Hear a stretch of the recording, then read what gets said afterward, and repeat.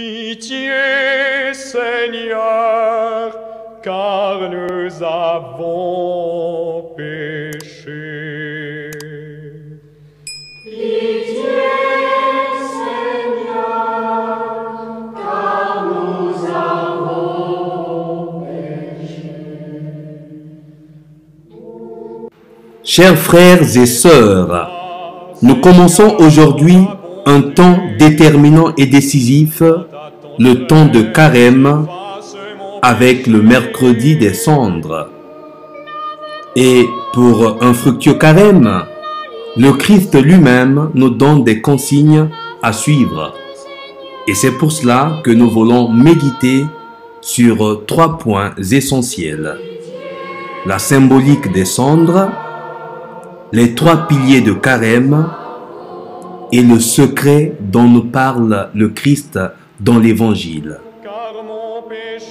En effet, notre itinéraire vers Pâques, avec l'imposition des cendres, dans le sens profond nous invite au dépouillement total et à la pleine conscience de notre finitude humaine, nous pousse à entrer en profondeur de notre vie pour en vivre l'impact positif. En effet, les cendres que le prêtre déposera sur la tête de chaque fidèle venu à la messe en ce temps de Covid-19 nous rappellent en effet que nous sommes poussière et nous retournerons tous à la poussière. Dans le contexte africain, s'agissant des travaux champêtres notamment, les cendres revêtent une grande importance et un sens profond. En faisant la transposition dans le contexte religieux du carême, les cendres représentent une symbolique beaucoup plus expressive parce qu'elles servent de fumier, d'engrais pour une fertilisation spirituelle effective, résultat d'une récipiscence volontaire qui s'appuie sur les 3 piliers du carême que nous présente la liturgie de ce jour.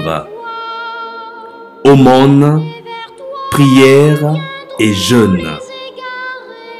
Les 3 piliers de carême. À travers l'aumône, nous nous escrimerons à être pleinement solidaires aux autres en réapprenant à partager tout ce que nous avons et tout ce que nous sommes.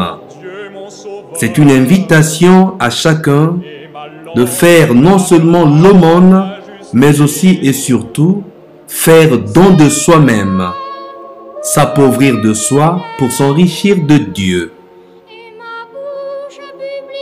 La prière.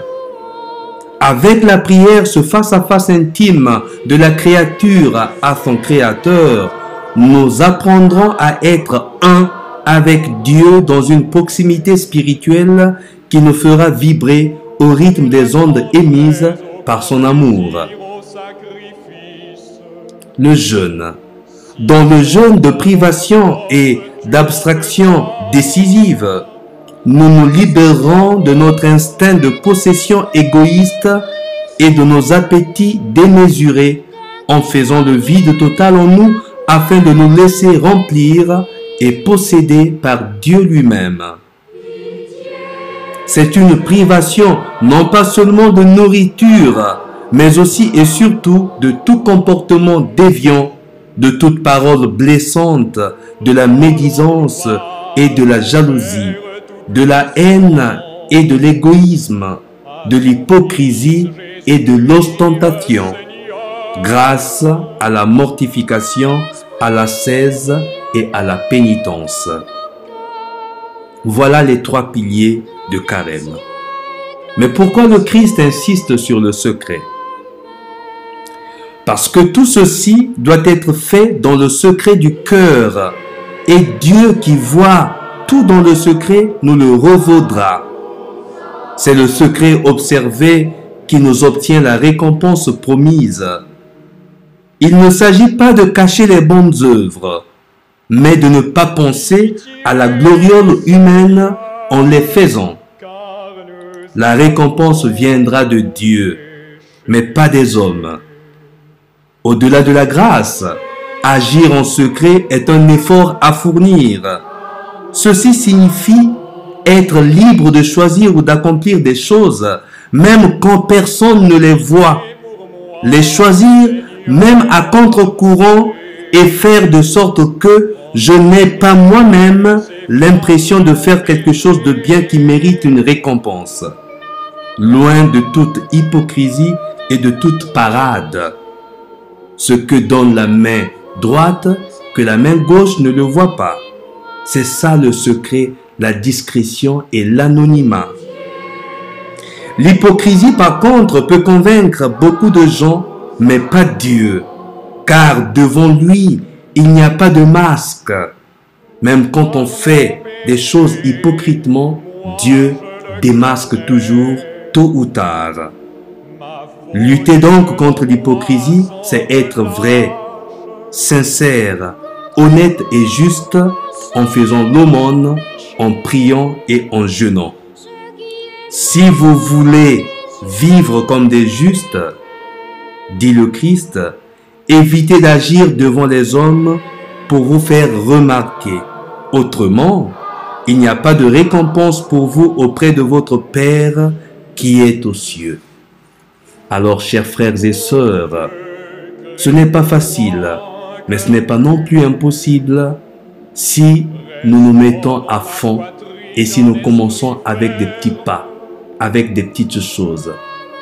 Parce que les petites choses sont des petites choses, certes, mais la fidélité aux petites choses emmène aux grandes choses. Le salut est à votre porte, le salut est à notre porte, nous pouvons y arriver. Je vous souhaite bon début de carême. Priez pour moi comme je prie pour vous et que ce combat spirituel soit fructueux et que nous en sortions victorieux. Victorieux non pas des autres, victorieux du mal, victorieux de nous-mêmes, afin de correspondre à la volonté du Père qui nous aime. Que Dieu vous bénisse, dont Stephen Yanil Nkodia, serviteur inutile.